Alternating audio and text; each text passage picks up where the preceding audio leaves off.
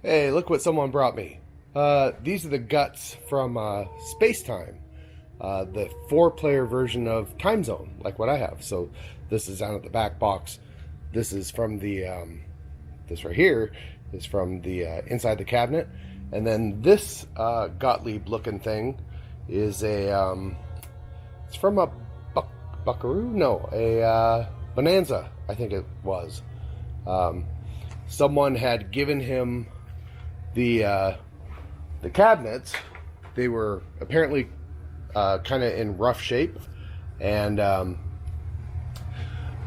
so he got the cabinets, no playfield, no back glass, those bits and bobs, and he was going to turn, or he is going to turn, the cabinets into virtual machines because they were beyond salvageable. So he brought me all that stuff, so now I have a whole bunch of extra switch stacks and various odds and ends. Pardon my voice, I got a little cold over the weekend, and I'm still recovering. So what are we doing today? So let me flip the thingy around. This is Alien Poker. The original board set that was in here, it's got the dual boards with that crazy, I think it's like a 40-pin connector that sits in the middle and whatever. Those boards were just, really since the day I got this, they've been kind of flaky. And then finally they just didn't really want to do anything. So since I want to put it in arcade, I figured I'd go with the Rotten Dog board. The Rotten Dog for the System 6As I've heard pretty good things about. Sometimes Rotten Dog can be hit and miss, but yeah. And then I also, since I'm putting in a new board, I just got a new power for it as well. So got it plugged in, got it hooked up, and well, let's turn it on and see what happens. I think the ball's in there. Yeah, ball's in there. All right. So it comes up, it goes all blinky blinky, yay. Look, displays are working, yep, great. All right, so let's start again. Awesome. Blinky blinky, everything resets, la la da. Look, I've got my ball, I can shoot the ball. I think that light's out. Perfect, great. Come on, there it is. And let's do some flipper action here. And wait a minute, no flippers. Okay. So I was trying to figure out why, because all of this was kind of new stuff in there. Everything worked previously. When the board was functioning, everything worked more or less fine, except for this light, which apparently is out. So I started looking at it, and the first thing that I did, of course, was I checked the fuse. So it just so happens that this is the fuse for the flippers, and you can't just look at it to see an obvious blow. So here's what I did. I yanked it out, okay, and I put a test on it, and sure enough, it had blown. So let's do something. Let's pop another fuse in. So a brand new fuse, pop it in. Okay. And we'll turn the game on. Great. We'll start a game. And look, okay, so that seems pretty straightforward, right? All right, so let's watch this fuse while I flip these things. I think you can see it. Can you see it bending? All right, watch that. Oh, no! All right, so why would it do that? Okay, so the first thing that I do when I have a problem like that is I get out of the light.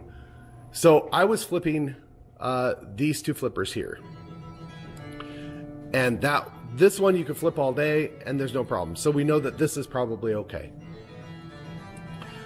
On these two flippers, if you touch them, one of them was obviously shorting stuff out. So this one's cold.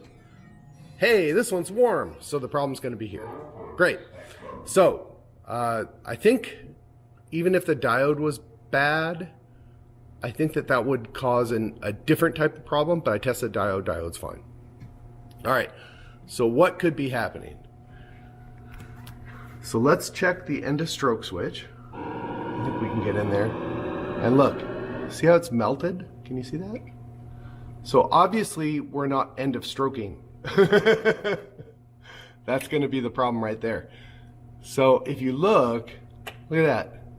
It's missing the end of stroke switch. It should be doing something like that. But instead, it's sitting too low. This switch stack is sitting kind of weird. I don't really like this end of stroke switch, but it's just sort of missing it in general. Let's check this one. So this one makes a really good contact. This one, not so much. So that's a pretty easy fix. Great, got the new one in. It's this one right here. This little nylon little triangle thingy to do your stack switch, it had melted on this blade, and there was a little bit of a higher point. So I just filed it down, and it seems like it's doing what it's supposed to do. So that looks pretty close. We want the end of stroke switch to separate basically at the end of the movement. I could probably adjust this back a little bit, but that's pretty good starting point for me. I'm going to go ahead and turn on the machine and then play it, see how it feels, and then see if I need to adjust this. And then the other thing I want to do is I want to get rid of this slop. And maybe on this, that one's not too bad. This one's really sloppy. So tighten that up and we should be done there. So I just kind of wanted to share that because that's something you're going to run into is you're going to blow fuses for the flippers, and it's going to be something like that where it's at first you're kind of like, what? Why is this happening? But if you just kind of systematically go through it, and you know, if you have I have a box of fuses, I don't mind blowing a couple while I'm troubleshooting really quick, especially since it seems to blow really, really quickly. That's a good sign. I don't like fuses that take forever to blow because then they're cooking something along the line. And coils should not really get warm. And this one is, even right now, it's like, that was 5 minutes ago, I can still feel that it's warmer than the other ones. So that's a pretty good indication on where to start tracking down your stuff. It's just turn the machine off and just seeing what's hot. I guess this would be another use for the FLIR camera, yeah? So yeah, that was pretty easy. I should have this on the floor in an hour. Just in time for us to open and have people coming on in. Okay, I think that's about it for this one. Nothing else to say. Okay, bye.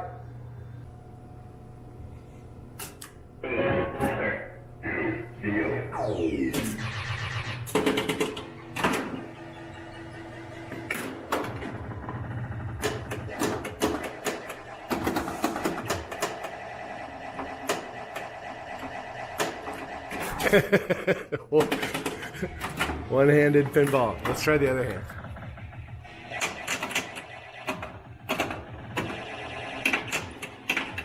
No! Oh, I suck at pinball.